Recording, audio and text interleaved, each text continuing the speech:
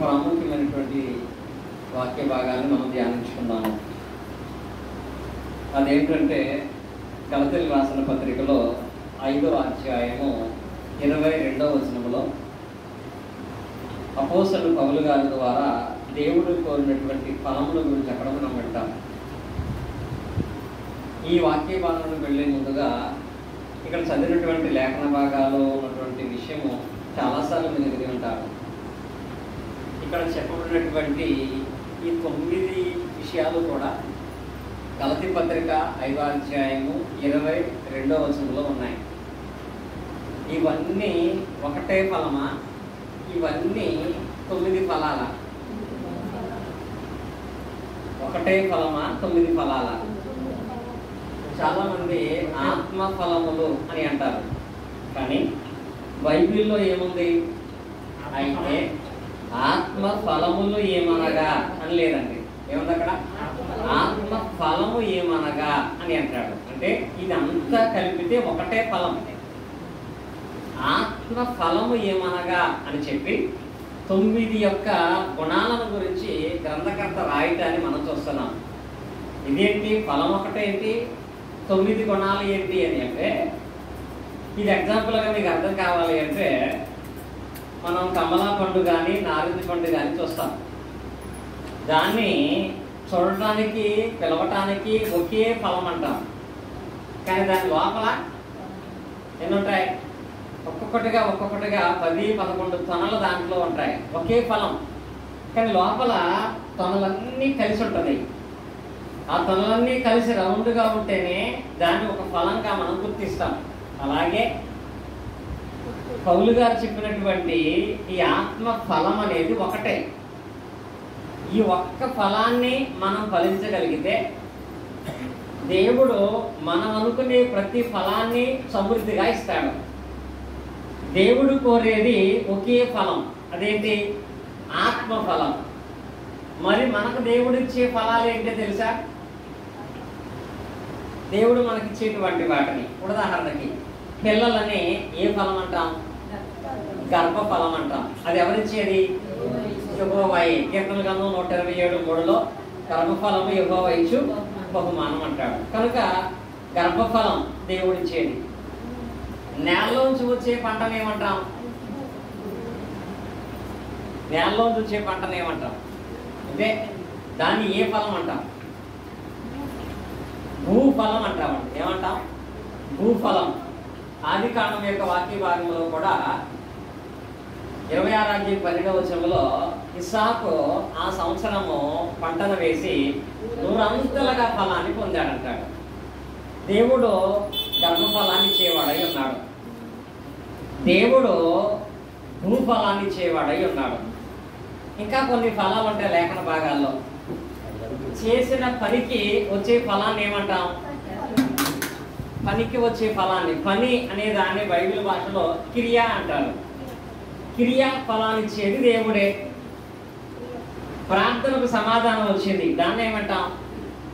ఇది నా ప్రార్థన ఫలం అంటాం. ఏమంటాం? ప్రార్థన ఫలం.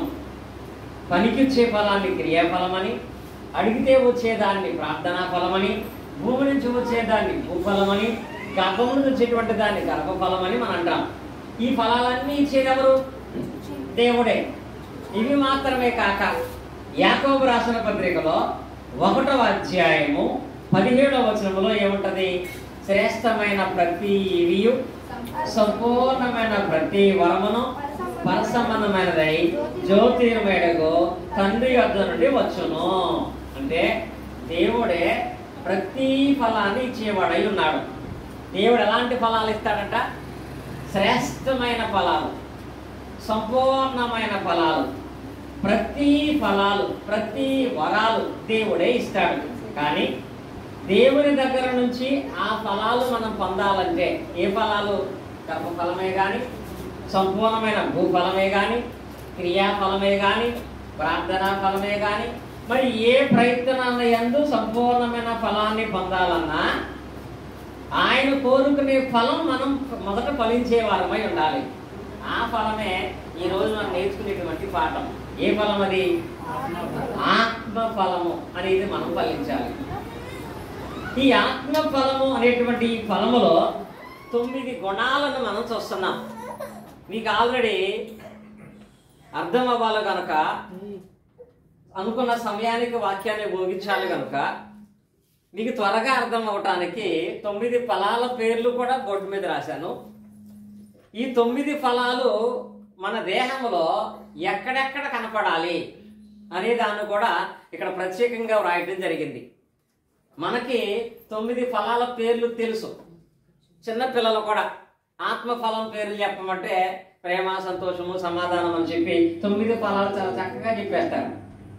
9 ఫలాలు చెప్పటం వస్తే మనం ఫలించడం కాదు. ఆత్మఫలములో ఈ 9 గుణాలు కూడా చెప్పటం వచ్చిన వాడు ఫలించిన వాడు కాదు. చెప్పటం కాకుండా వాటిని చూపించగలిగే వాడై ఉండాలి. అలా చూపించాలి అంటే ఇక లేఖన భాగాలలో ఈ 9 రకాల గుణాలు ఎక్కడెక్కడ మనకు కనపడాలి అంటే మొట్టమొదటి గుణాన్ని మనం చూస్తున్నాం. ప్రేమ అనేది ఎక్కడ కనపడాలి? మనసులో ఉండాలి. మనసులో కలిగేది ప్రేమ. రెండోది ఏమనుకున్నాం? సంతోషం. సంతోషంగా ఉన్నావు అనటానికి, సంతోషంగా జీవిస్తున్నావు అనటానికి మన సంతోషం మొదట ఎక్కడ కనపడద్ది? ఎప్పుడు కూడా నవ్వుతూ ఉండేటువంటి వాడు సంతోషంగా ఉంటాడు. సమాధానం అనేది కూడా ఎక్కడ చూపించాలి? సమాధానము అనేది మొదట మన చేతుల్లో కనపడాలి. చేతుల్లో అంటే ఉదాహరణకి నాగేశ్వర గారికి, రాజారాం గారికి సమాధానంగానే ఉన్నారు. రాగానే వాళ్ళు ఒకళ్ళ చేతులు ఒకటి సెకండ్ ఇచ్చుకున్నారు అనుకో, అందులో ఏం కనపడద్ది? వాళ్ళు సమాధానంగా స్నేహాన్ని కలిగి ఉన్నారు. రాగానే అటు తిరిగి కూర్చొని ఇటు తిరిగి కూర్చున్నాడు అనుకోండి, వాళ్ళ ఏమి లేదని సమాధానం లేదు. ఒకటి సెకండ్ ఇవ్వటాన్ని బట్టి సమాధానంగా ఉన్నామని అర్థమవుతుంది. లేదా వందనములు చేతులు జోడి చెప్పటాన్ని బట్టి సమాధానం కూడా అర్థమవుతుంది. కనుక సమాధానం అనేది చేతుల్లో కనపడాలి, ప్రేమ అనేది మనసులో కనపడాలి, అలాగే సంతోషం అనేది పెదవుల్లో కనపడాలి, దీర్ఘశాంతం అనేది ఎక్కడ కనపడాలి? ఫస్ట్ ఒక మనిషికి కోపం వచ్చేసింది, అది ఎక్కడ కనపడద్ది? కళ్ళల్లో కనపడద్ది. ఎప్పుడు కూడా నీ కళ్ళల్లో దీర్ఘశాంతము కనిపించాలి. అలాగే దయాళుత్వం అనేది ఎక్కడ కనపడాలి? నీ సంపాదనలో దయాళుత్వం కనపడాలి. మంచితనం అనేది పనిలో కనపడాలి. విశ్వాసం అనేది భక్తిలో కనపడాలి. సాత్వికం అనేది ప్రవర్తనలో కనపడాలి. ఆశా నిగ్రహం అనేది నీ కోరికల్లో కనపడాలి. అంటే ఏ ఫలము ఎక్కడ ఫలించాలి అనేటువంటి విషయాన్ని మనం గ్రహించగలిగితే దాని ప్రకారముగా మన జీవితాన్ని, మన యొక్క ఆలోచనను మార్చుకోగలిగితే దేవుడు కోరుకునే ఈ ఒక్క ఆత్మఫలాన్ని ఫలిస్తాం. ఈ ఆత్మఫలాన్ని ఫలిస్తే భూ సంబంధముగా ఉన్న ప్రతి ఫలాన్ని దేవుడిస్తాడు. దీనితో పాటుగా నిత్య జీవం అనే ఫలాన్ని కూడా దేవుడు మనకిస్తాడు. అలాంటి ఆ దేవుడు ఆ నిత్య జీవం అనే ఫలాన్ని, భూ సంబంధమైనటువంటి ప్రతి ఫలాన్ని మనకి ఇవ్వాలంటే ఇక్కడ దేవుడు చెప్పినటువంటి ఆత్మ ఫలము యొక్క గుణాలన్నీ మనం కలిగి ఉండాలి. అందులో మొదటి దాన్ని మనం జ్ఞాపకం చేసుకుందాం. మొదటి గుణం ఏంటి? ప్రేమ అనేది. ఈ ప్రేమ అనేది ఎక్కడ కనపడాలనుకున్నాం? మనసులో ఉండాలి, హృదయములో ఉండాలి. హృదయములో పుట్టేది, మనసులో కలిగేది ప్రేమ అనే భావాన్ని మనం చూస్తున్నాం. కానీ ఈ ప్రేమ అనేటువంటిది కలిగిన వాడి దగ్గర స్వార్థం ఉంటుందా, త్యాగం ఉంటుందా? ఏముండాలి? నీవు ప్రేమ కలిగిన వాడవైతే త్యాగాన్ని కలిగిన వాడవై ఉండాలి. దేన్నైనా త్యాగం చేయగలిగేది ప్రేమ. కనీసం ఒక పూట ఆహారం కూడా ఇవ్వలేనటువంటి వాడు ప్రేమ కలిగిన వాడు కాదు. ఇప్పుడు పిల్లలు ఉన్నారు, మా శ్రీరామ్ హని ఉన్నారు. వాళ్ళ నాన్న ఒక బిస్కెట్ ప్యాకెట్ తెచ్చాడు. హని నాకు బిస్కెట్ ఇవ్వమంది. వెంటనే శ్రీరాము నేనేమన్నా పక్క రూమ్లోకి వెళ్ళి దాన్ని శుభ్రంగా తినేసి, అని ఎండలో తిరగకూడదు నువ్వు అని చెప్పులు లేక నడవకూడదు అని చెప్తున్నాడు. అది ప్రేమ? ఇప్పుడు నిజంగా అది ప్రేమే అయితే ఇతను ఏం చేసి ఉండాలి? తను తినేదాన్ని తన చెల్లికి ఇస్తే అది త్యాగం. అది నిజమైన ప్రేమ. నాది నేనే తినేతాను, ఎవరికి సహాయం చేయను, కానీ నాకు మాత్రం అందరి మీద ప్రేమ ఉందంటే అది స్వార్థము తప్ప ప్రేమ కాదు. ప్రేమ అనేది అంటే త్యాగాన్ని చూపించగలిగేది ప్రేమ. ఇక్కడ ఉన్నటువంటి ఈ 9 గుణాలు మనం కలిగి ఉండాలంటే మొట్టమొదట ఈ గుణం మనకు చెప్పిన దేవుల్లో ఉందా? నెక్స్ట్ ఆ గుణం మన కోసం వచ్చిన యేసుక్రీస్తులో ఉందా? వాళ్ళిద్దరిలో కనపడితే మనం కూడా ఆ గుణాన్ని కలిగిన వాళ్ళం అవుతాం, ఆ గుణాన్ని సాధించగలుగుతాం. చాలా మంది మేమే వాటిని కలిగి ఉండాలేమో అనుకుంటున్నారండి. అవి మనం ఎప్పటికీ కలిగి ఉండలేమేమో అని అనుకుంటున్నారు. అందుకే దేవుని వాక్య భాగంలో ఆయన చెప్పినటువంటి 9 గుణాలు వాళ్ళలో చూపించి ఆ తర్వాత మనలో కూడా కనపడాలని వాళ్ళు కోరుకున్నారు. ఇది ఎంత సులువైనటువంటి పద్ధతి అంటే, ఉదాహరణకి కూర్చున్న వాళ్ళలో మా గ్రేసీ ఉంది. ప్రేయర్ అయిపోయిన తర్వాత అమ్మ ఒకసారి నువ్వు మా కాలంలో దిగి మధ్యకి వెళ్ళామన్నాను. నేను ఎక్కడ దిగి ఎదురుండే కాలం ఉంది, ఆ కాలంలో నువ్వు దిగి మధ్యలో నిలబడాలని చెప్పాను. వెళ్తుందా? ఎందుకు కాలంలో దిగమంటాడంటే ఆ కాలం ఎంత కీడిగా వెళ్తుంది, కాలం ఎంత లోతుంటుంది ఎవరు తెలుసు అనుకుంటాడు. అన్నప్పుడు ఆలోచిస్తుంది. అదే కాలంలో ఫస్ట్ నేను మా అభిని దిగమన్నాను. ఆ మధ్యలోకి వెళ్ళి నుంచుంది, మునిగిపోలేదు, అంత లోతు లేదు. మా గ్రేసి చూసింది. ఆ తర్వాత నేను హనీ నెల్లి నిలబడమన్నాను. అదే కాలంలోకి వెళ్ళింది, మధ్యలో నుంచింది, మా గ్రేసి చూసింది. ఇప్పుడు ఆమె దిగుతుంది కదా, అదే కదా. ఎప్పుడైతే ఒకళ్ళు వెళ్ళారో, ఇద్దరు వెళ్ళారో, నెక్స్ట్ నేను వెళ్తానని అడుగుతారు. అదే ఫస్టే నువ్వు వెళ్ళమంటే నా మీదేదో కోపంతోటో నన్ను ఏదో చేసేద్దాం అనుకున్నావు, అలా దిగిపోమంటారు అనుకుంటారు. అందుకే దేవుడు కూడా నీకు ఈ గుణాలు రావాలంటే ఆ గుణం ముందు నాలో ఎలా ఉందో చూసుకో, నా కుమారుడైన క్రీస్తులో ఎలా ఉందో చూడు. అప్పుడు నీకు అది వస్తుంది. ఆ ఫలం నువ్వు ఫలించగలుగుతావు. అప్పుడు నీ భూ సంబంధమైనటువంటి, గర్భఫలమైనటువంటి, క్రియాఫలమైనటువంటి, ప్రార్థన ఫలమైనటువంటి ప్రతి ఫలాన్ని నేను ఇస్తానని దేవుడు తెలియపరిచాడు. కాబట్టి ఇక్కడ ఉన్నటువంటి దాంట్లో మనం క్లుప్తంగా ఈ 9 ఫలాల విషయంలో, అనగా 9 గుణాల విషయంలో ఒక్కొక్క దాన్ని దేవునిలోను, క్రీస్తులోను, ఆ తర్వాత మనలోనూ అలవర్చుకునే క్రమంలోకి మనం వెళితే ప్రేమ అనేది దేవునిలో ఉందా లేదా? ప్రేమ అనే దాన్ని దేవుల్లో ఉందనుకున్నాం. ప్రేమ అనేది దేని కోరుకుంటుంది అనుకున్నాం? త్యాగాన్ని కోరుకుంటుంది అనుకున్నాము కదా. యోహాను రాసిన మొదటి పత్రికలో దేవునిలో ఉన్న ప్రేమను గురించి మనం జ్ఞాపకం చేసుకోవాలంటే యోహాను రాసిన మొదటి పత్రిక 4వ అధ్యాయం 10వ వచనం. మనము దేవునిని ప్రేమించమని కాదు, తానే మనను ప్రేమించి మన పాపములకు ప్రాయశ్చిత్తము కలుగుటకై తన కుమారుని పంపేను అనే పదం ఉంది ఇక్కడ. చూడండి, ఇక్కడ దేవుడు అంటున్నాడు, మీరు నన్ను ప్రేమించడం కాదు అంటున్నాడు ఇక్కడ యోహాను గారు. మనం దేవుణ్ణి ప్రేమించడం కాదు, అసలు దేవుడే మొదట మనలను ప్రేమించాడు. దేవుడే మొదట మనలను ప్రేమించాడు. ఎలా ప్రేమించాడంట? ఆ ప్రేమలో దేవునికున్న త్యాగం ఏంటి? పాపులమైన మన కొరకు పంపించాడు. తన కుమారుడైన యేసుక్రీస్తు వారిని ఈ లోకానికి పంపించాడు.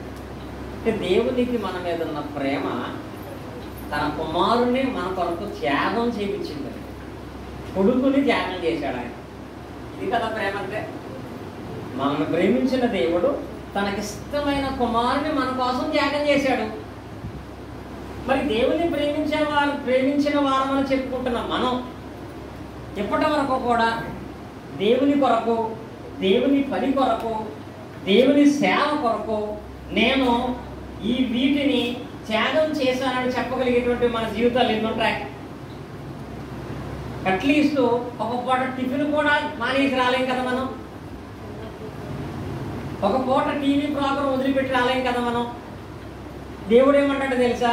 నేను మొదట ప్రేమించాను, ప్రేమలో త్యాగం ఉండాలన్నది కాబట్టి నేను చేసిన త్యాగం ఏంటంటే నా కుమారుడిని పాపులమైన మీ కొరకు ఈ లోకానికి పంపించాను. దేవుని ప్రేమ ఉంది. ఆ ప్రేమలో ఏముందంటే త్యాగం కనపడింది. మరి క్రీస్తు వారు కూడా మనల్ని ప్రేమించాడు. క్రీస్తు వారి ప్రేమలో మనం ఆయన త్యాగాన్ని ఎక్కడ చూస్తాం? ఫిలిప్పీయులకు రాసిన పత్రికలో 2వ అధ్యాయము 8వ వచనాన్ని మనం చూసినట్లయితే క్రీస్తుకున్నటువంటి ప్రేమను బట్టి ఆయన త్యాగం మనకు కనపడుతుంది. మరియు ఆయన ఆకారమందు మనుషుడుగా కనబడి మరణము పొందినంతగా, అనగా శిలువ మరణము పొందినంతగా ఏడు చూపిన వాడై. ఇక్కడ చూడండి, ఇక్కడ యేసుక్రీస్తువారంట ఎంతగా మనల్ని ప్రేమించాడంటే మరణము పొందినంతగా. తండ్రి అయిన దేవుడు త్యాగం చేసి తన కుమారుని మన కొరకు పంపితే, కుమారుడు మనుషులైన మనల్ని ప్రేమించి మన కొరకు తన ప్రాణాన్ని త్యాగం చేశాడు యేసుక్రీస్తు వారు. ఆ ప్రాణ త్యాగం కూడా మామూలు త్యాగం కాదండి. శిలువ మరణము పొందినంతగా ఆయన మన కొరకు తన ప్రాణాన్ని త్యాగం చేశాడు. క్రీస్తు తన ప్రాణాన్ని త్యాగం చేయడం గల కారణం ఆయనకి మన మీద ప్రేమ ఉంది. తండ్రి తన కుమారుడిని త్యాగం చేయడం గల కారణం ఆయనకి మన మీద ప్రేమ ఉంది. మరి ఇప్పుడు మనలో కూడా అలాంటి ప్రేమ ఉందా? ప్రేమ కలిగిన వాడు ఏం కలిగి ఉండాలి? త్యాగం చేయగలిగేటువంటి వాడై ఉండాలి. ఏ కుటుంబంలో అయినా తన కుమారుడు కంటే ఎక్కువగా ప్రేమించేటువంటిది ఏదైనా ఉంటుందా? ఇప్పుడు మా ఇంట్లో ఉన్నటువంటి మా అభికి కానీ, మా గ్రేసీ వాళ్ళు ఉన్నటువంటి హారూన్కి కానీ, శ్రీను గారి ఇంట్లో ఉన్నటువంటి శ్రీరాముకి కానీ, రాజారావు ఇంట్లో ఉన్నటువంటి ఆదిత్యకి కానీ, వాళ్ళకి ఏదైనా చిన్న సమస్య, చిన్న బలహీనత అని అనుకుంటే వాళ్ళని బాగు చేయడానికి మనకున్నదంతా పోగొట్టుకోవడానికని ఇష్టపడతాం. ఎందుకని? హాస్పిటల్కి వెళ్ళాం, ఈ జేబులో 1000 రూపాయలు ఉన్నాయి, డాక్టర్ గారు చెకప్లు రాశాడు, నేను ఈ 1000 రూపాయలు వీడికి ఎందుకు ఖర్చు పెట్టాలనుకుంటామా? ఎందుకని? డబ్బులంటే ఇష్టమే, ఐశ్వర్యం అంటే ఇష్టమే, కానీ అన్నిటికంటే నీ కుమారుడంటే ఇష్టము కాబట్టి ఆ కుమారుడు మీద ఉన్న ప్రేమను బట్టి ఇవన్నీ త్యాగం చేయడానికి సిద్ధపడతాం. మరి దేవుడు ఏమంటాడంటే, ప్రేమ యేసుని ప్రేమ ఎంత మధురమో, యేసుని ప్రేమ అని పాటలు పాడేవాళ్ళు కాదు నాకు కావాల్సింది. నిజంగా ప్రేమించే వాళ్ళైతే నా కొరకు త్యాగం చేసేవాళ్ళు కావాలి. నేను త్యాగం చేసిన దాని ముందు మీరు త్యాగం చేయాల్సింది ఎంత? నేను నా కుమారుడు త్యాగం చేసిన దాని ముందు మీరు త్యాగం చేసేది ఎంత? మిమ్మల్ని ప్రేమించి నా కుమారుడు మీ కొరకు త్యాగం చేశాను. క్రీస్తు మనల్ని ప్రేమించి తన ప్రాణాన్ని త్యాగం చేశాడు. మరి మనం ఆయన ప్రేమిస్తే మన కొరకు ఆయనకి ఏం త్యాగం చేయాలో తెలుసా? యోహాను రాసిన మొదటి పత్రికలో 14:23 ఆయన చాలా సింపుల్గా ఒక మాట తెలియపరిచాడండి. యోహాను రాసిన మొదటి పత్రిక 14:23 ఒకడు నన్ను ప్రేమిస్తే వాడు నా ఆజ్ఞలు కైకొంటాడు. ఇంతేనండి ప్రేమించటం. యోహాను సువార్త 14:23 చాలా సంతోషం. రిఫరెన్స్ ఒకవేళ ఇవ్వకపోయినా మళ్ళీ అడుగుతున్నారు, రాసుకుంటున్నారు. అక్కడ అన్నాడు, యేసు ఒకడు నన్ను ప్రేమిస్తే వాడు నా ఆజ్ఞలను కైకొంటాడు. కానీ దేవుణ్ణి ప్రేమించినటువంటి మనలో కూడా ప్రేమ అనే గుణముందని నిరూపించాలి అంటే పిల్లల్ని బలివలసిన పని లేదు, ప్రాణ త్యాగాలు చేయవలసిన పని లేదు, దేవుని ఆజ్ఞను ఖచ్చితంగా గైకుంటే చాలు. దేవుని ఆజ్ఞలు ఏంటో తెలుసా? 2. ఒకటి, దాన్ని దేవుని పూర్ణ హృదయముతో పూర్ణాత్మతో ప్రేమించాలి. ఇందువల్ల నీ పొరుగు వారిని ప్రేమించాలి. దేవునికి మొదటి స్థానం ఇచ్చి, ప్రాముఖ్యంగా ఆదివారం ఈరోజు ఆరాధన సమయానికి ఆరాధన విషయంలో దేన్నైనా త్యాగం చేయగలిగి రాగలిగిన స్వభావాన్ని కలిగినటువంటి వాడే ప్రేమ అనే దాన్ని కలిగిన వాడు. రావాల్సిన సమయంలో రాకుండా, చేయవలసిన సమయంలో దేవుని కార్యాలు చేయకుండా, మనకు అనుకూలమైన సమయంలో వచ్చి ఎంత ప్రయత్నం చేసినా దానివల్ల ప్రయోజనం ఉంటుందా? ఇప్పుడు వర్షం ఉందండి, ఏ టైంలో పడాలో ఆ టైంలో పడితేనే దానికి వ్యవసాయానికి ప్రయోజనం. దానికి నచ్చినట్టుగా వర్షం పడితే వ్యవసాయం ఏమైపోద్ది? పాడైపోద్ది. అలాగే దేవుడు కూడా కాలాన్ని నిర్ణయించాడు. యెహోవా మీకు దొరుకు కాలముననే మీరు ఆయన దగ్గరికి వెళ్ళండి. అలా కాకుండా తాళ వేసి వచ్చిన తర్వాత అప్పుడు వచ్చి ప్రార్థన చేసుకుంటాను అంటే అది దేవునికి నిజమైన ప్రేమ కలిగింది కాదండి. అలాంటి ప్రేమను దేవుని ఎదుట మనం కనపరచాలి. అప్పుడే ఆత్మఫలము అనే దాన్ని మనం చూపించగలుగుతాం. ఇది ఒకటి. ప్రేమిస్తున్నానని చెబుతున్న నీకు దేవుని కొరకు ఏదైనా త్యాగం చేయగలిగే మనసు ఉండాలి. అలా త్యాగం చేసిన వాడే భౌతికమైన వాటిలో ప్రతి ఫలాన్ని దేవుని వల్ల పొందుతాడు, దాని యందు ఆనందిస్తాడు కూడా. ఇక రెండవ ఫలం గురించి మాట్లాడుకున్నాం మనం, సంతోషము అనేటువంటి ఫలాన్ని గురించి. ఈ సంతోషం అనే గుణం మనలో ఎలా కనపడాలి? ఇప్పుడు చెప్పాను కదా, ఈ సంతోషం అనేది మనలో కనపడాలంటే అసలు ఆ సంతోషం దేవుల్లో ఎలా ఉంటుంది, ఆ సంతోషం క్రీస్తులో ఎలా ఉంటుంది అర్థమైతే అప్పుడు మనం కూడా ఈ సంతోషాన్ని ఎలా కలిగి ఉండగలం మనకు అర్థం అవుతుంది. నిజంగా దేవుని యందు కనపడే సంతోషం అనే పదం ఎలా ఉంటుందంటే మనందరికీ తెలిసిన వాక్య భాగమే. లూకాసు వార్తలో 15వ అధ్యాయంలోకి మనం వెళ్ళినట్లయితే ఇక్కడ చెప్పబడినటువంటి ఉపమానం యొక్క భాగంలో లూకాసు వార్త 15వ అధ్యాయము 24వ వచనం. ఈయన కుమారుడు చనిపోయి మరలా బ్రతికెను, తప్పిపోయి దొరికినని చెప్పాను, అంతటా వారు సంతోషపడసాగిరి అనే మాట రాయబడింది. ఇప్పుడున్న వాక్య భాగంలో ఒక తండ్రి తన కొడుకు మీద ఎలా సంతోషిస్తున్నాడో ఈ వాక్యంలో మనం చూస్తాం. అందరూ మనకు తెలుసు కదా, ఒక తండ్రికి 2 కొడుకులు ఉన్నారు.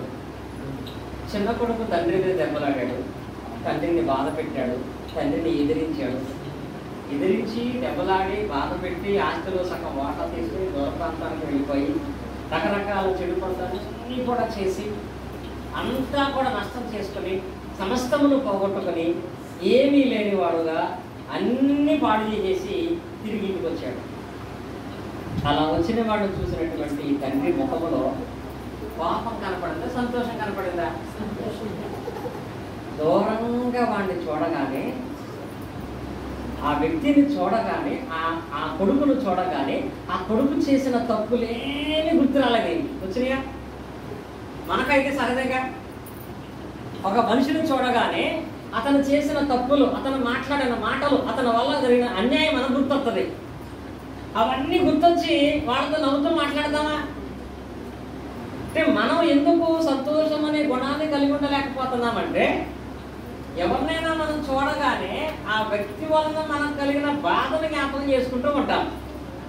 అలా దేవుడు నిన్ను చూడగానే నీవు చేసిన పాపాలు జ్ఞాపకం చేసుకునే ఆలోచన కలిగి ఉంటే ఈరోజు మనం క్షేమంగా ఆరోగ్యంగా భూమి మీద ఉండగలమా? మనం చూడగానే మనం చేసిన పాపాలు జ్ఞాపకం చేసుకుని మన మీద కోపాన్ని, మన మీద పగను తీర్చుకుని పని చేస్తే, కానీ దేవుడు అంట ఎలా సంతోషిస్తున్నాడంటే వాడు ఎలాంటి జీవితమును జీవించి ఎదురాడి దెబ్బలాడి దూషించి వాడు వెళ్ళి కలిగిన సమస్తాన్ని కూడా పాడు చేసేసుకుని తిరిగి మారు మనసు పొందాడని ఒక్క కారణం చేత, వాడు మారు మనసు పొందాడని ఒక్క ఆలోచన చేత ఆ తండ్రి సంతోషించి ఏం చేశాడంటే వాడు రాగానే వాడు మెడ మీద కూడా ముద్దు పెట్టుకొని ప్రశస్తమైన వస్త్రాలు తొలగించి చనిపోయిన నా కుమారుడు మరలా బ్రతికాడు కాబట్టి గొప్ప విందు చేసి ఈ సంతోషంలో మీరందరూ నాతో కూడా పాల్గొనండి అన్నాడు. అంటే సంతోషం అంటే గిఫ్ట్ ఇస్తే వచ్చేది సంతోషం కాదు. చాలామందికి సంతోషాలు వస్తూ ఉంటాయి గిఫ్ట్లు ఇచ్చినప్పుడు, మన ఉద్యోగాల్లో సపరేట్గా బోనస్లు ఇచ్చినప్పుడు, మనకి ఏదైనా లాటరీ తగిలినప్పుడు సంతోషం వస్తుంది. ఏదైనా ఒక వస్తువు నీకు ఇచ్చినప్పుడు సంతోషం కాదు. పొరపాటున వాళ్ళు నీ వస్తువులు పగలగొట్టేసినా నీకేముండాలి? ఆ ముఖంలో మనకు సంతోషం కనపడాలి. ఎందుకో తెలుసా? వీళ్ళ వల్ల మనకి ఏం జరుగుతుంది కాదు, సంతోషం అనేటువంటి గుణం నీలో కనపడాలి. అంటే క్రీస్తు ఆ కుమారుడు అలాగూ జీవించిన వాడై ఉన్న మారు మనసు పొందడనే ఒక కారణం చేత ఆ కుమారుడు ఎందుకు ఆ తండ్రి సంతోషించాడు. మరి యేసుక్రీస్తు సంతోషం ఎక్కడో తెలుసా? క్రీస్తు సంతోషం అని చూసినట్లయితే యోహాను రాసిన మొదటి పత్రికలో యోహాను సువార్తలో 15వ అధ్యాయం మనం చూసినట్లయితే యోహాను సువార్త 15వ అధ్యాయము 11వ వచనాన్ని మనం చదువుకుందాం. మీ యందు నా సంతోషం ఉండవలననియు మీ సంతోషము పరిపూర్ణము కావాలనియు ఈ సంగతులు మీకు రాయించున్నాను. ఇప్పుడు యేసుక్రీస్తు వారు కూడా దేంట్లో సంతోషాన్ని చూస్తున్నాడో తెలుసా? తండ్రి దేవుడేమో ఎంత పాపం చేసిన వాడుగా ఉన్నా మారు మనసు పొంది తిరిగి ఆయన దగ్గరకు వస్తే ఆయనకు సంతోషం. పాత పాపాలు ఏమి జ్ఞాపకం చేసుకుని పగ తీర్చుకోడు ఆయన. యేసుక్రీస్తు సంతోషం ఇంకా ఎలాంటిదో తెలుసా? మన యందు ఆయన సంతోషపడుతూ ఉంటాడండి. ఇప్పుడు మనల్ని సంతోషపరచాలని ఆయన ఉద్దేశం. నీ యందు నాకు సంతోషం ఉండవాలని, నీ సంతోషాలు పరిపూర్ణమ కావాలని నేను మీకు రాయించినాను అంటాడు. క్రీస్తు వారు కూడా మన యందు సంతోషాన్ని చూడాలంటున్నారు. మన యందు అంటే చాలామంది తల్లిదండ్రులు కూడా, ఇప్పుడు పిల్లలు ఉన్నారు, చిన్నపిల్లలు ఉన్నారు. ఇప్పుడు మా సౌజన్యం ఉంది, మాకు 2 పిల్లలు ఉన్నారు. వాళ్ళ యొక్క చింతలు ఉంది. ఆమె మాత్రమే 10,000 రూపాయలు పట్టుచీర కట్టుకొని పిల్లక మాత్రం చిరిగిపోయిన బట్టలు వేస్తుందా? తల్లిదండ్రులు పిల్లల విషయాలు ఏం చేస్తారు? వాళ్ళకి సరైన వస్త్రాలు లేకపోయినా వీళ్ళకి మాత్రం చాలా మంచి వేస్తారు. ఈ పిల్లలు మంచి వేసుకున్నందుకు తల్లిదండ్రులకు సంతోషం కలుగుతుంది, బాధ కలుగుతుందా? చెప్పాలంటే పిల్లలు మంచి వస్త్రాలు వేసుకుంటే వాళ్ళని చూసి సంతోషించేది ఎవరంటే తండ్రి లేక తల్లి. అంటే వాళ్ళలో వీళ్ళ సంతోషాన్ని చూసుకుంటారు. క్రీస్తు కూడా ఏంటో తెలుసా? ఆయన సంతోషాన్ని ఆయన ఎప్పుడూ చూసుకోలేదండి. క్రీస్తు వారు తన సంతోషాన్ని తాను చూసుకునేవాడైతే మన జిల్లు కట్టుకునేవాడు, డబ్బులు సంపాదించుకునేవాడు, ఏసీ పెట్టుకునేవాడు, మంచి ఆహారం తీసుకునేవాడు. కానీ ఆయన ఇల్లు లేదు, మంచి వసతి లేదు, స్థిరమైన నివాసం లేదు, కనీసం ఆయనకి మనకలాగా ఒక బండి కూడా లేదు. ఎలా ఉన్నాడు ఆయన? కాలినడకనే సువార్త ప్రయాణం చేశాడు. అలా ఉంటుందన్న ఆయన అలా ఎందుకు ఆయన నివసించాడు అంటే ఆయన సంతోషాన్ని ఆయన కోరుకోకుండా మనలో సంతోషాన్ని చూడాలనుకునే స్వభావం. ఇది మనము కూడా సంతోషాన్ని కలిగి ఉన్నామనడానికి, దేవుని విషయంలో ఫలించడానికి, ఎదుటి వ్యక్తుల యొక్క సహాయం చేస్తూ వాళ్ళ యందు సంతోషాన్ని చూపించడానికి, అలాగే మన యందు క్రీస్తు సంతోషించాలంటే క్రీస్తు నందు ఉన్నందుకు మనలో ఎప్పుడు ఏముండాలంటే సంతోషం కనపడాలి. ఈరోజు ప్రార్థనకి వెళ్ళినందుకు ఆనందంగా ఉండాలి. ఆదివారం రత్నం గారు అన్నారు, పాటలు అయిపోయిన తర్వాత వచ్చారు వాళ్ళు ఫస్ట్ టైం. నేను నాన్న కూడా వద్దాం అనుకున్నాం మేము, ఎందుకంటే పాటలు అయిపోయాక వచ్చాం. అంటే దేవుడిని చేసేటువంటి ఆ మహత్తరమైన గొప్పదైన కార్యక్రమాలలో ఒక కార్యక్రమం మనం మిస్ అయిపోయామంటే దానివల్ల మనకి ఏం కలగాలి? బాధ కలుగుతుందంటే దాంట్లో నీకు ఆనందం ఉందని అర్థం. కానీ ఈ యొక్క కంగారు అన్ని చోట్ల కనపడదు. చాలా మందికి 6 గంటలు అవుతుందంటే టీవీ సీరియల్ కోసం పరిగెడతారు. ఎలా పరిగెడతారు? సినిమాకి వెళ్ళేటువంటి వాళ్ళు పరిగెడతారు. కానీ ఈ కంగారు ఎందుకని? ఆ ఒక్క 5 నిమిషాల వీడియో మిస్ అయితే ఆనందం పోద్దేమోనని. కానీ దేవుడు అంటున్నాడు, దేవుని పని చేసే విషయంలో, దేవుని ఆనందపరిచే విషయంలో నీ ఆనందాన్ని వెతుక్కుంటే అప్పుడు దేవుడు నీ సంతోషాలన్నీ పరిపూర్ణం చేస్తాడని చెప్పాడు. ఈ సంతోషాలన్నీ పరిపూర్ణం చేయబడే విషయం అనేది వాస్తవం ఇప్పటి కాలంలో ఎలా సంతోషం కలిగి ఉండవలసిన మనం దుఃఖపడే వాళ్ళగా ఉంటున్నామంటే చిన్న ఎగ్జాంపుల్ జ్ఞాపకం చేస్తాను మీకు అర్థం అవడానికి. నేను వాక్య ప్రకారం చాలా విషయాలు చెప్పినా కొన్ని ఉదాహరణలు చెప్పినప్పుడు మీకు అర్థమవుతుంది. అదేంటంటే ఒక యజమానుడికి 2 గొర్రెలు ఉన్నాయి. ఆయన వాటిని చాలా ప్రేమతో తెలుసుకుంటున్నాడు. 2 గొర్రెలు. ఆ గొర్రెలకు ఎంత స్వాతంత్రం ఇచ్చాడంటే పొద్దున్నే ఆ గొర్రెలు వదిలిపెట్టేస్తాడు. ఆ ప్రాంతంలో ఉన్నటువంటి ఆ పొలము, ఆ పంట అంతా ఆయనదే. ఇంకా వీటిని ఆయన వదిలిపెట్టేస్తాడు. వాటి కూడా వెళ్ళి వాటి ప్రత్యేకంగా వ్యాపారం కాదు. ఇప్పుడు యజమానుడు ఆ గొర్రెలు వదిలిపెట్టేశాడంటే వాటికి ఏమి ఇచ్చాడు? స్వేచ్ఛ. అదంతా తనదే కాబట్టి వాళ్ళకి నచ్చినటువంటి ఆహారం అవి తినొచ్చు. ఇలా ప్రతిరోజు వాటిని విడిచిపెట్టేసేవాడు. అవి వెళ్ళి తమ నచ్చిన చోట ఆహారం తిని మళ్ళా తిరిగి సాయంత్రానికి యజమాని ఇంటికి వచ్చేసేయి.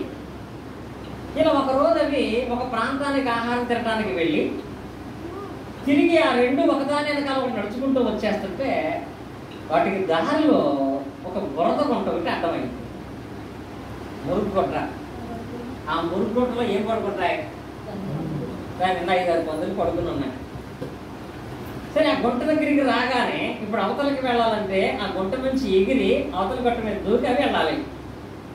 సరే, ఫస్ట్ గొర్రె చూసి ఆలోచించింది, ఈ పందులన్నీ హాయిగా పడుకున్నాయి అందులో, కానీ బురదలో దిగటం నా పని కాదు, అది నా యొక్క జాతికి నా గుణానికి సరిపడింది కాదు అని చెప్పి ఈ గొర్రె వెనక్కి వెళ్ళి ఒక్కసారిగా పైకి ఎగిరి అవతల గట్టు మీద దిగింది.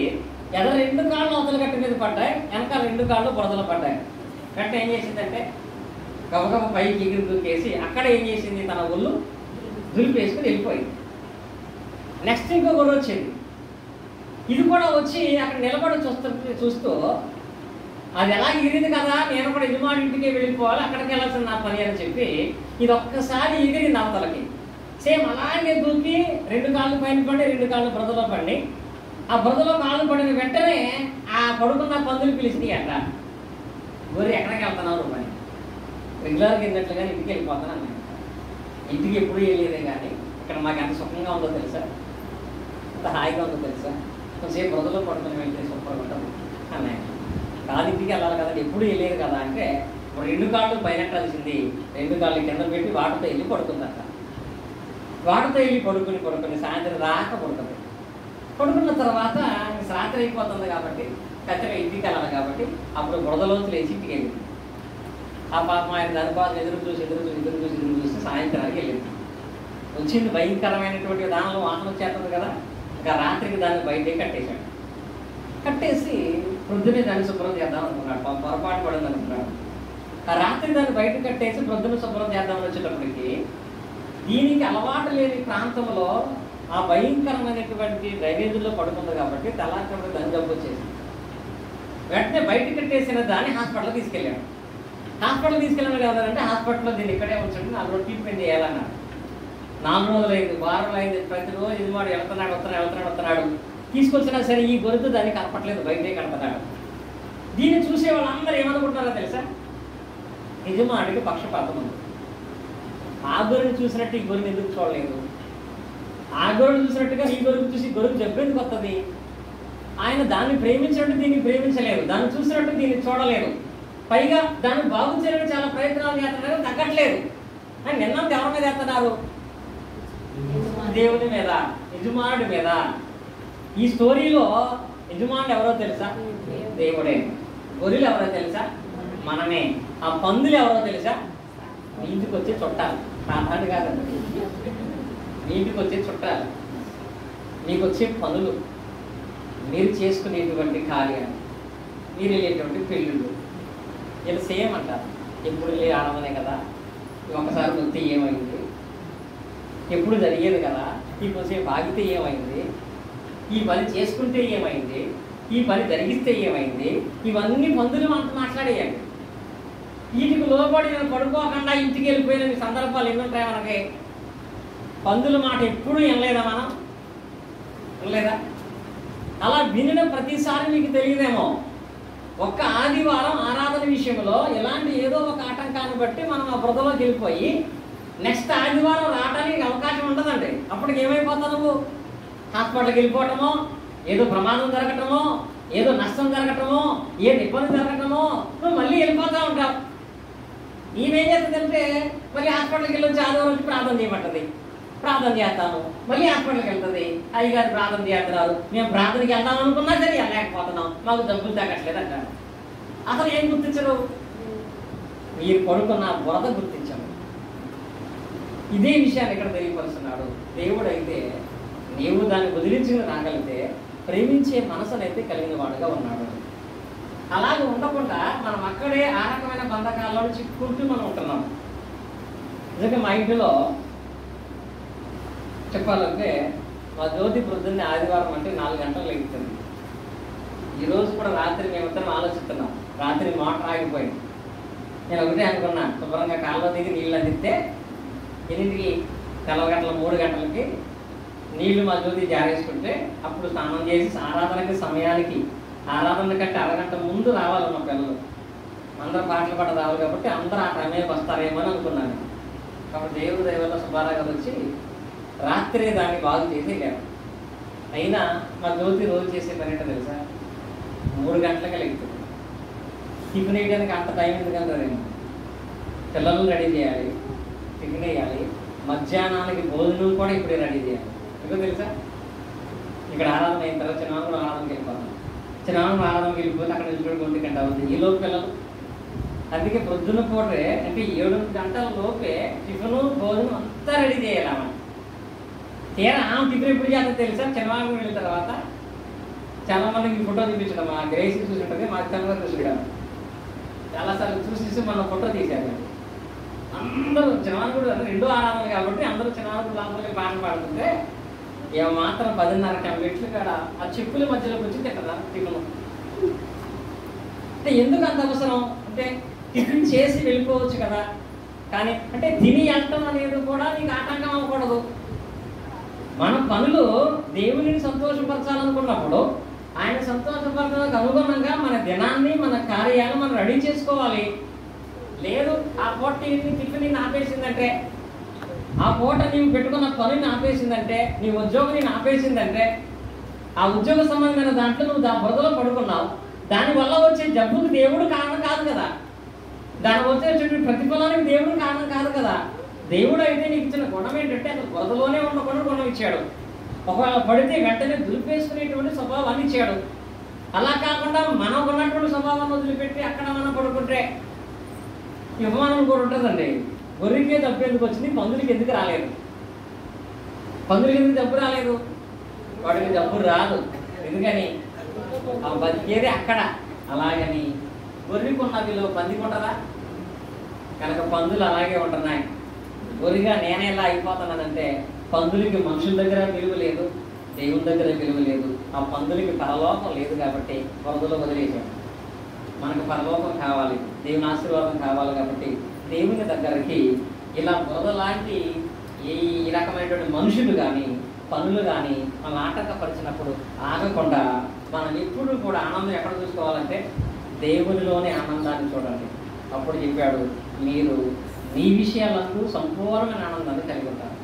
నీ యందు నా సంతోషం ఉంటే ఈ సంతోషాలన్నీ సంపూర్ణం ఉంటాయి. అలా సంతోషించాలంటే దేవుడు ఎంత తప్పు చేసినా ఆ కుమారుని విషయంలో సంతోషంగా ఉన్నాడు. క్రీస్తు ఆయన ఎంత త్యాగం చేసినా మనం సంతోషంలోనే ఆయన సంతోషాన్ని చూస్తున్నాడు. అలాగే మనం కూడా ఫిలిప్పీయులకు రాసిన పత్రిక మనం చూసినట్లయితే 4వ అధ్యాయంలో అక్కడ పౌలు గారు చెప్తాడు మనం ఎలా ఉండేటువంటి వారమై ఉండాలి అంటే, ఫిలిప్పీయులకు రాసిన పత్రిక 4వ అధ్యాయం 4వ వచనంలో ఎల్లప్పుడూ ప్రభువును ఆనందించుడి, మరలా చెప్పుదును ఆనందించుడి. ఇక్కడ వాక్యం చూసినట్లయితే ఎల్లప్పుడూ కూడా ఏం చేయాలట? దేవుని యందు ఆనందించండి. దేవుని యందు మనకు బొదలు వద్దు, పందుల దగ్గర వద్దు, లోకంలో వద్దు. ఎందుకంటే గర్భఫలమైన, భూఫలమైన, క్రియాఫలమైన, ప్రార్థనా ఫలమైన, పరలోక ఫలమైన అది ఇచ్చేది ఎవరంటే దేవుడు మాత్రమే. కనుక మీ సంతోషం ఇప్పుడు కూడా ప్రభువునందు మీరు కనపరచండి. ప్రభువును మీరు కనపరిచేటువంటి వారు. రాత్రి రత్నం గారితో మాట్లాడితే వచ్చే ఈ వారం 17వ తారీఖుని రత్నం గారి బర్త్డే తెలుస్తుంది. ఇస్తేర్ బర్త్డే కనుక సహోదరి వాళ్ళు ప్లానింగ్ చేశారంటే అక్కడికి వెళ్ళి వాళ్ళ ఫ్యామిలీతో వాళ్ళు ఆ బర్త్డే సెలబ్రేట్ చేసుకోవాలనేటువంటి ఆది సంతోషం, కుటుంబపరమైన సంతోషం. కానీ అదే టైంలో ఎక్కడ దైవ సంబంధమైన కార్యక్రమాలు దేవుని పని జరుగుతుంది. ఇప్పుడు కుటుంబ సంతోషాన్ని కోరుకుంటూ దేవుడి ఎంతో ఆనందం విడిచిపెడతామా, దేవుని యొక్క ఆనందాన్ని వెతుక్కుంటూ కుటుంబ సంతోషాన్ని విడిచిపెట్టే వాళ్ళగా మనం ఉంటున్నామా అనే ప్రశ్న వచ్చినప్పుడు బైబిల్ ఏం చెప్తుందంటే ఎల్లప్పుడూ కూడా ఎక్కడ ఆనందించండి? ప్రభువునందు ఆనందించండి. మరలా చెప్పుదును, ప్రభువునందు మీరు ఆనందించండి. అప్పుడు మీ ఆనందాలన్నీ దేవుడు స్థిరపరుస్తాడు, సంపూర్ణం చేస్తాడు కూడా. ఇంకా అందులో 3వ దానికి మనం వచ్చినట్లయితే 3వది ఏంటి? సమాధానము అనేటువంటి ఒక గుణం ఉంటుంది. ఈ సమాధానం అనే గుణం అనేది దేంతో చూపించాలి? మనుషులమైన మనమైతే చేతులతో చెప్పాను కదా. ఈ సమాధానం అనే గుణం అసలు దేవుడిలో ఉందా? దేవుడు ఎవరితోనైనా సమాధానం పట్టడానికి ప్రయత్నం చేసి ఉంటాడా? దేవుడు సమాధానం అనేది ఎలా కలిగి ఉండేవాడో అనేది లేఖనాల్లో మనం చూస్తే మొట్టమొదటిగా దేవునిలో ఉన్న సమాధాన గుణాన్ని మనం చూడాలంటే ఆదికాండము 3వ అధ్యాయము 11వ వచనాన్ని మనం చూసినట్లయితే ఆదికాండము 3వ అధ్యాయం 11వ వచనంలో ఉన్న పదం ఏంటంటే, అందుకాయన నీవు దిగంబరమై ఉన్నావని నీకు తెలిపినటువంటి వాడెవడు, నీవు తినకూడదని నేను ఆజ్ఞాపించిన ఫలమును నీవు తింటివా అనే పదం. ఈ వచనాన్ని మీరు చదివినప్పుడు గ్రహించవలసిన విషయం ఏంటంటే, ఆదాము అవ్వలు దేవుడు ఒక పండు తినొద్దని చెప్పాడు. అవ్వ యొక్క బలహీనతను బట్టి అవ్వ ఆదాములు ఆ పండు తినేశాడు. పండు తినేసిన తర్వాత దేవుడు వచ్చి ఆదాము అడిగిన ప్రశ్న ఏంటి? నీవు ఆ పండు తిన్నావా అనే ప్రశ్న ఎందుకు అడిగాడు? ఎందుకు అడిగాడు? నువ్వు ఆ పండు తిన్నావా? నేను తినవద్దని నీకు ఆజ్ఞాపించిన ఫలమును నీవు తింటివా అనే ప్రశ్న ఎందుకు అడిగాడండి? దేవుని ఉద్దేశం ఏంటో తెలుసా? తెలియదా దేవుడికి తిన్నాడని? మరి ఎందుకు ఆ ప్రశ్న అడిగాడు? ఎందుకు అడిగాడంటే తాను బలహీనమైన మనసు కలిగిన వాడుగా, తప్పు చేశానని పశ్చాత్తాపడిన వాడుగా, అవునయ్యా నేను పొరపాటు నా పండు తినేశాను, నన్ను క్షమించు అని పశ్చాత్తాపడతాడేమో. పశ్చాత్తాపడితే మళ్ళీ సమాధానంగా ఉండొచ్చు అని దేవుని ఉద్దేశం. ఎంత ప్రేమ చూశారు ఆయనకి. వాడు తప్పు చేసినా అది వాడిలో పశ్చాత్తాపం కనపడితే మళ్ళీ సమాధానంగా కలిసి ఉండొచ్చు అని దేవుని ఉద్దేశం అండి. అందుకే వాడు అడుగుతున్నాడు, ఒకవేళ తినొద్దా పండు నువ్వు తిన్నావా అంటే సమాధాన పడటంలో దేవునితో నా మనసు చూడండి. మనం అయితే అలా అడుగుతాము. ఒకటి ఏదో చిన్న పొరపాటు జరిగింది. రాత్రి మా ఇంట్లో ఎఫ్సీబీ పోయింది. అంటే మోటార్ కట్టేసేవాళ్ళు ఎవరు దాన్ని స్పీడ్గా నొక్కేశారు. ఎవరు దాన్ని నొక్కేశారో తెలియదు. చివరికి మా జ్యోతి ఎందుకు వచ్చిన గొడవలే నేనే అంది. ఇప్పుడు ఎవరైనా ఆ విషయంలో కోపం వస్తుందో రాదా? కొంచెం కోపం వచ్చింది. చెప్పాను కూడా కొంచెం జాగ్రత్తగా ఉండాలి, బాధ్యతగా ఉండాలని. ఇంకా నాకు కోపం వచ్చింది అని 9కి పడుతున్నారు అందరూ, మొత్తం టోటల్గా హైండ్ అందరూ. సహజంగా మనకి ఒక పొరపాటు జరిగిందని తెలిస్తే వెంటనే దాని మీద కోపం వస్తుంది. దాన్ని ఎవరు చేశారో వాళ్ళతో సమాధాన పడటానికి, వాళ్ళతో మళ్ళా సఖ్యంగా ఉండడానికి ఆలోచన చేయం. కానీ నిజంగా దేవుని యొక్క గుణాన్ని కలిగిన వాడైతే అక్క ఎవరు తప్పు చేశారో కనుక్కునేది శిక్షించడానికి కాదు, వాడితో సమాధాన పడటానికి. తప్పు చేసింది ఆదాము, పశ్చాత్తాపడి సమాధానం కొరకు ఎంత కలిసింది ఆదాము. కానీ దేవుడే సమాధానం కోసం ప్రయత్నం చేస్తున్నాడు. ఎందుకో తెలుసా?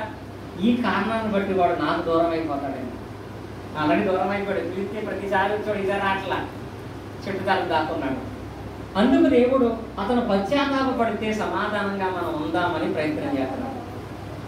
మనం ఎప్పుడైనా మన ఇరుగు పొరుగు వాళ్ళు కానీ, మన ఇంట్లో వాళ్ళు కానీ ఏదైనా మన విషయంలో పొరపాటు చేస్తే, తప్పిదం చేస్తే వాళ్ళకు మరలా సమాధానపడే అవకాశాన్ని మనమే ఇస్తామా? తిరిగి సమాధానపడే అవకాశాన్ని, పరిస్థితిని మనం కలగజేస్తామా? భార్య అయినా భర్త అయినా సరే, భర్త తప్పు చేస్తే 1 రోజు అవని, 2 రోజులు అవని, 3 రోజులు అవని ఆయనే వచ్చి మాట్లాడాలి తప్ప నేనెందుకు మాట్లాడాలనుకుంటారండి. అంటే తప్పు చేసిన వాడే సమాధానం కొరకు రావాలి అనేది మన యొక్క ఆలోచన. కానీ తప్పు చేసిన వాడితో సమాధానం పడటానికి కూడా నువ్వు సమాధానం కలిగి ఉండాలనేది దేవుని యొక్క ఉద్దేశం. కనుక ఈ రకమైన గుణాన్ని దేవుడు కలిగి ఉన్నాడు కనుకనే దేవుడు ఆదాముతో సమాధాన పడటం కొరకు మాట్లాడాడు. కానీ నిజంగా ప్రేమించి, క్షమించి, పశ్చాత్తాపడితే అతనితో సమాధాన పడాలని దేవుడు అనుకున్నాడు. కానీ సమాధాన పడే గుణం ఆ రోజు ఆదాముకి లేదు కాబట్టి ఆదాము శపించబడ్డాడు. దేవుళ్ళు అయితే పశ్చాత్తాప పడితే ఎవరితో అయినా తిరిగి దేవుడు సమాధానం చెప్పడానికి కానీ, సమాధానం పడటానికి కానీ ఎప్పుడు దేవుడు సిద్ధంగా ఉంటున్నాడు. లోగుండలను పదల వైపు తన చేతులను చాపి అందరినీ దేవుడు ప్రేమించేవాడుగానే ఉంటున్నాడు. కనుక దేవుడిలో సమాధాన పడే గుణం ఉంది. ఎంత తప్పు చేసినా వాళ్ళతో సమాధాన పడతాడు తప్ప వాళ్ళతో మాట్లాడటం మానేయడు. మరి మనలో మనం ఎంతమందితో మాట్లాడడం, ఎంతమంది మొక్కలు కూడా మనం చూడడం. మరి దేవుడు కూడా మనలాగా భావించేవాడు కాదు కదా. చెప్పినట్లుగా ఈ ఆత్మ ఫలములో సమాధానమైన గుణం ఉంటే నీకు నీ ఊర్లో కానీ, ఇంట్లో కానీ నువ్వు మాట్లాడని వాళ్ళు ఎవ్వరూ ఉండకూడదు. ఏం చేయాలి? అందరితోనూ మాట్లాడాలి. అప్పుడు నువ్వు సమాధానానికి వారసుడు అవుతావు. సమాధానమైన గుణము మనలో ఉన్నట్లుగా నిర్ధారించబడుతుందండి. యేసుక్రీస్తు వారిలో కూడా ఎలాంటి సమాధానం లేదంటే లూకాసు వార్తలో 7వ అధ్యాయము 50వ వచనాన్ని మనం చూసినట్లయితే ఇక్కడ యేసుక్రీస్తు వారి దగ్గరికి కొంతమంది అధికారులు పాపము చేత పట్టబడినటువంటి ఒక స్త్రీని వాళ్ళు తీసుకొచ్చారు. చూడండి, ఒక పాపాత్ముడి స్త్రీ వచ్చింది. లూకాసు వార్త 7వ అధ్యాయం 50వ వచనంలో, అందుకు ఆయన ఈ విశ్వాసము నీకు నేను రక్షించాను, సమాధాన గలదానపై ఇక్కడ వాక్య భాగంలో అందరూ కూడా ఆమెతో ఈ విధమైనటువంటి మంచి మనసు కలిగిన సమాధానం లేకుండా అందరూ ఆమెని పాపాత్మురాలు పాపాత్మురాలు పాపాత్మురాలు అని పిలిచాడండి. కానీ క్రీస్తు మాత్రం ఏం చెప్పాడు ఆయనకి? నీవు సమాధానం గలదానివై వెళ్ళు. అంటే ఆమె చేసిన తప్పుని అక్కడ ప్రస్తావించలేదు, ఆమె చేసినటువంటి పొరపాటును అక్కడ ప్రస్తావించలేదు. చాలామంది ఒకవేళ వాళ్ళు మనతో కలిసి ఉండి ఆలోచన చేస్తున్నా మనం అంతకుముందు ఎప్పుడో చేసిన విషయాలు జ్ఞాపకం చేసి వాళ్ళు ఇంకా బాధ పెట్టే పని మనం చేస్తా ఉంటాం. ఇంకా బాధ పెట్టేటువంటి పని ఎప్పుడూ కూడా ఎవరి విషయంలో మనకి ఇబ్బంది కలిగిందా, పొరపాటు జరిగిందా, దాన్ని మనం దేవుని విడిచిపెట్టేసి మనం తిరిగి సంతోషంగా సమాధానంగా మనం ఉండాలి. ఆ విషయాలు మనం జ్ఞాపకం చేసుకోవడం కానీ, ఆ విషయాలు అందరికీ చెప్పడం కానీ మనం ఏమీ అడుగుకోకూడదు, మనం జరిగించుకోకూడదు కూడా. రాత్రి ఇది బాగా మాట్లాడుకుంటున్నాం, అదే అనుకున్నాం. మనము ప్రతి ఒక్కరితో సమాధానంగా ఉండాలి. ఎవరి గురించి ఎవరితో ఉన్నదనేది అది దేవుడికి తెలుసు కనుక మన నీతి ఏంటో మన భక్తి ఏంటో దేవుడికి తెలుసు కనుక అందరితోనూ మన వరకు మనం సమాధానంగా ఉందాం. దేవుడు వాళ్ళకి ఏ సమాధానం ఆ సమాధానం దేవుడు ఇస్తాడు. ఇక్కడ అందరూ ఆమె పాపాత్రాలు పాపాత్రాలు పాపాత్రాలు నేను అన్నాడు. అమ్మ నువ్వు రక్షణ పొందేది, నువ్వు ఇక్కడి నుంచి సమాధానంగా వెళ్ళమని యేసుక్రీస్తు అన్నాడు. అందరితో పాటు ఈయన ఏకీభవించలేదండి, అందరితో పాటు ఈయన రాయలేదండి. ఒక క్రైస్తవుడిగా నీ స్వభావం అనేది ఎక్కడైనా సమాధానం కలగచేసేటువంటి వారుగా ఉండే స్వభావాన్ని మనము కలిగిన వారమై ఉండాలి. ఇప్పుడు మనం ఎలా ఉండాలంటే దేవుల్లో సమాధానం ఉంది, క్రీస్తులో సమాధానం ఉంది. మనలో రోమేలు రాసిన పత్రిక చూడండి 12వ అధ్యాయం మనం చూసినట్లయితే రోమేలు రాసిన పత్రిక 12వ అధ్యాయంలో లేఖన భాగాన్ని మనం పరిశీలన చేసుకుందాం. రోమేలు రాసిన పత్రిక 12వ అధ్యాయం 8వ వచనం, 18వ వచనం. ఇక్కడ పౌలుగా తెలియపరుస్తున్నాడు, సఖ్యమైతే నీ చేతనైనంత మట్టుకు సమస్త మనుషులతో సమాధానం, అందరితోనూ కొందరితోనూ. సఖ్యమైతే మనుషులందరితోనూ మీరు సమాధానంగా ఉండండి. ఎందుకంటే సమాధానంగా ఉంటే అందరూ మనం ప్రేమించగలుగుతారు. వాళ్ళ బుద్ధి మనకొద్దు, వాళ్ళు చేసిన తప్పులు మనకొద్దు, వాళ్ళు మాట్లాడని మాటలు మనకొద్దు. అందరితో సమాధానం కలిగి మాట్లాడుకుంటూ మనం వెళ్ళిపోతే దాంట్లో పొరపాటు ఏముంది? దేవుడు చెప్తున్నాడు కదా, దేవుడు ఎంత సమాధాన పడ్డాడు మనతో, మనం చేసే విషయం మనసులో పెట్టుకున్నాడా? క్రీస్తు ఎంత సమాధాన పడ్డాడు. అలాగే దేవుడు కూడా సత్యమైతే మనుషులందరితోనూ సమాధానం చెప్తాడు. ఎందుకనగా ఆత్మఫలం నీకు కావాలని. ఆత్మఫలం ఎందుకంటే భూఫలము, గర్భఫలము, క్రియాఫలము, ప్రార్థనా ఫలము దేవుడు ఇవ్వాలి. కాబట్టి అవి నీకు ఇవ్వాలి అంటే లేఖనాలు చెప్పిన ప్రకారంగా మనుషులందరితోనూ కూడా నీవు సమాధానంగా ఉంటావు. వాళ్ళు మాట్లాడకపోయినా మాట్లాడు, ప్రకృతి వెళ్ళు. నీ బుద్ధి వాళ్ళకి తెలుస్తుంది, వాళ్ళకి తెలుస్తుంది, మన బుద్ధి అక్కడ తెలుసుపరచబడుతుంది. ఇలాగ మీరు ప్రతి నిత్యము కూడా సమాధానం కలిగినటువంటి వారుగా మీరు ఉండాలి అనే మాట తెలియపరుస్తున్నాడు. ఇది సఖ్యమైతే చేతులతో సమాధాన పడండి, ఇంకా కాదనుకుంటే దాని వందనములు చెప్పి సమాధాన పడండి, మాటలతో మీరు సమాధాన పడండి. ఈ సమాధానం అనే గుణమే ఆత్మఫలానికి మూడవది. చివరిగా 4 మాత్రమే చెప్పి ముగిస్తాను, సమయం అయిపోయింది కదా. కాలాన్ని కూడా నీతో సక్రమంగా జరిగించాలి కాబట్టి ఒకటే చెప్తాను నేను. తర్వాత ఏంటి? దీర్ఘ శాంతమును మనం కలిగి ఉంటామని దాని గురించి. దీర్ఘ శాంతం అంటే మనలో ఎప్పుడు ఏం కనపడాలి తెలుసా? ఏం కనపడాలి? శాంతమే కనపడాలి. మన ముఖంలో కానీ మన కళల్లో కానీ శాంతమే కనపడాలి. నిన్న నేను ఇంటికి రాలేదు, మా జ్యోతి అన్నంటారు పిల్లలతో వచ్చాకంటే ఏమన్నా గుర్తులేదు నాకు. నేను వచ్చేస్తున్నాను, గుడివాడ దగ్గరికి వచ్చానన్నారు. తనకి ఏదో అందంట వచ్చేస్తున్నారు, అర్జెంట్గా అన్నీ రెడీ చేసి అన్నీ చదివేయండి అర్జెంట్గా అని.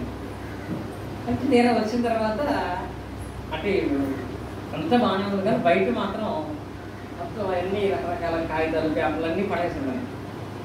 ఏంటి ఇక్కడ ఇంతలా పడేసారు, దేన్ని శుభ్రం చేసుకోవాలి కదా, ఇంటిగా ఉంచుకోవాలి కదా అంటే అసలు మొత్తం అంతా క్లీన్ చేసాం, అది చూడట్లేదు, ఒక్కటే చూసి మాట్లాడుతున్నా. అలాగే చెప్పాను వాళ్ళకి వచ్చేస్తున్నాడని అర్థం మాట. అంటే ఏంటంటే ఒక మనిషిని చూడగానే మనకి పాపం కనపడదు అనిపిస్తుంది. కానీ బైబిల్లో పాపపడు కానీ పాపం చేయకూడని పదం ఉంటుంది. కానీ ఎప్పుడూ కూడా మన ముఖంలో ఏం కనపడాలంటే దీర్ఘశాంతం అనేది కనపడాలి. అలా కనపడాలి అంటే దానికి కొంచెం సాధన కూడా చేయాల్సి వస్తుందండి. ఏం చేయాలి? సాధన. ఈ ముఖం ఎప్పుడు నవ్వుతూ ఉంటుంది, నేను ఎప్పుడు చక్కగా నవ్వుతూ ఉంటుంది, ఎప్పుడు ఆనందంగా ఉంటుంది అన్నట్లుగా మన గురించి మాట్లాడాలి. అదే కదా ఆరోగ్యం కూడా. ఎప్పుడు నవ్వుతూ ఉంటే, ఎప్పుడు సంతోషంగా మాట్లాడుతుంటే అది ఎంతో ఆరోగ్యాన్ని ఇస్తుంది. లేకుండా ఒంటరిగా ఏదో పక్కనే మౌనంగా కూర్చున్నాం అనుకో, లేని కూడా వచ్చేస్తాయి మనకి. బీపీ రావడం కారణం మౌనమే, షుగర్ రావడం కారణం మౌనమే, హార్ట్ అటాక్లు కూడా రావడం గల కారణం కూడా మౌనం. ఎందుకంటే మౌనంగా ఉన్నప్పుడే నీ చింత ఎక్కువ అయిపోతుంది. అది ఏం చేయాలంటే అందరితోనూ మాట్లాడాలి. సఖ్యమైతే అందరితో సంతోషంగా మాట్లాడాలి.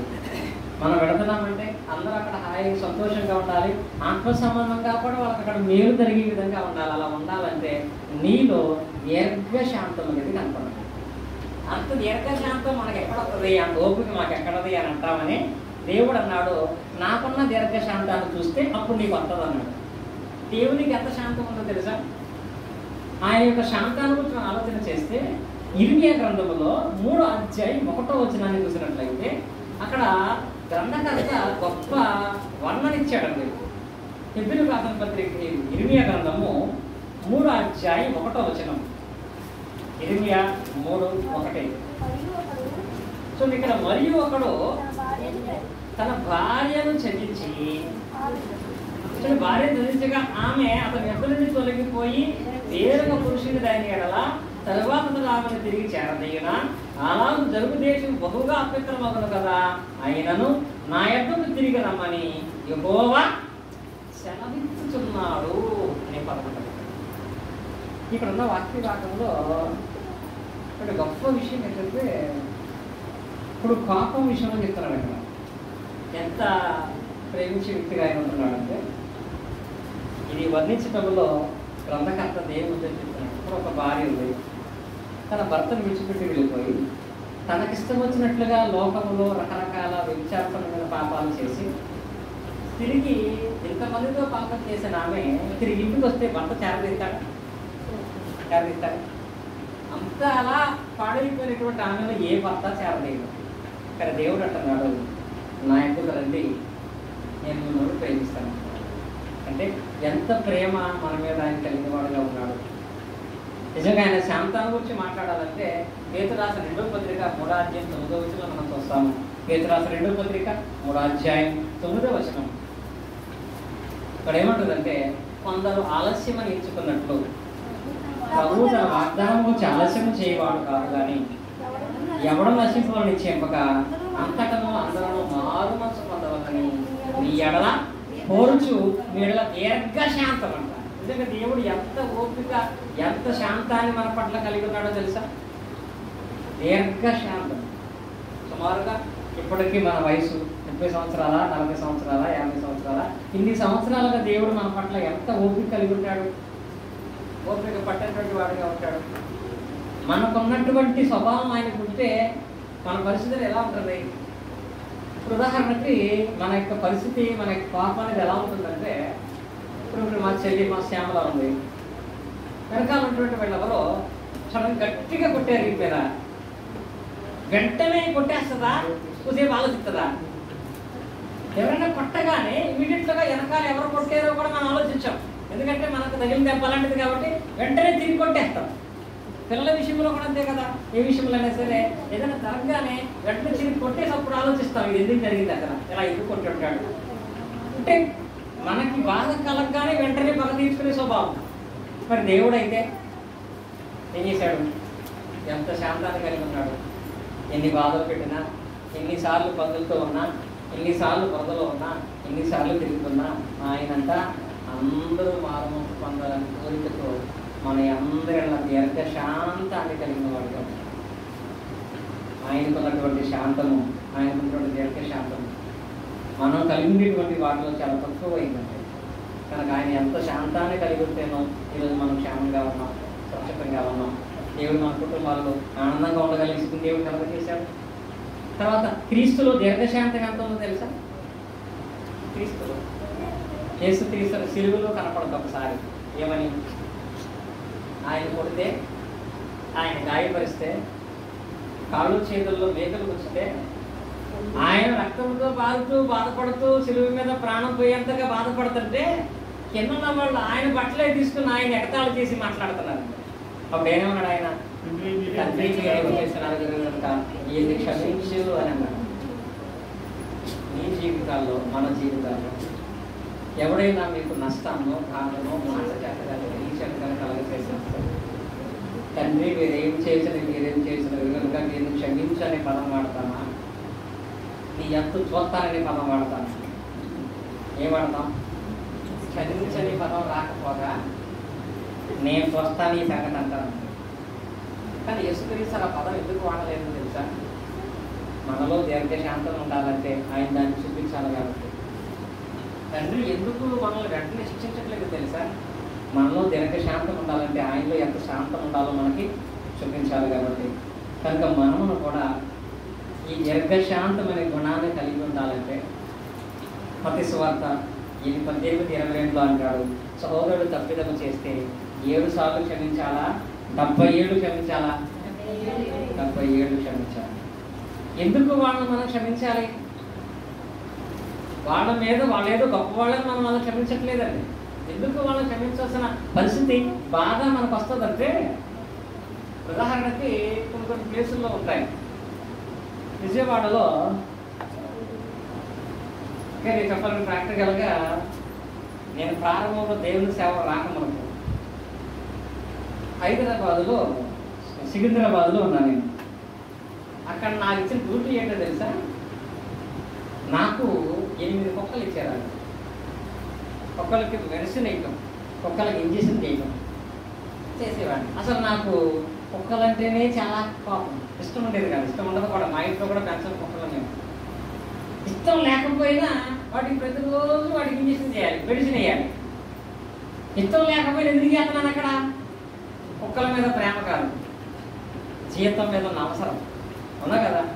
అలాగే నీ సహోదరుడు ఎవరైనా నీకు బాధ కలిగిస్తే వాడి మీద ఎందుకు నువ్వు శాంతం కలిగి, కోపం లేకుండా నెమ్మదిగా ఉండాలంటే ఆడేదో గొప్పవాడని కాదు.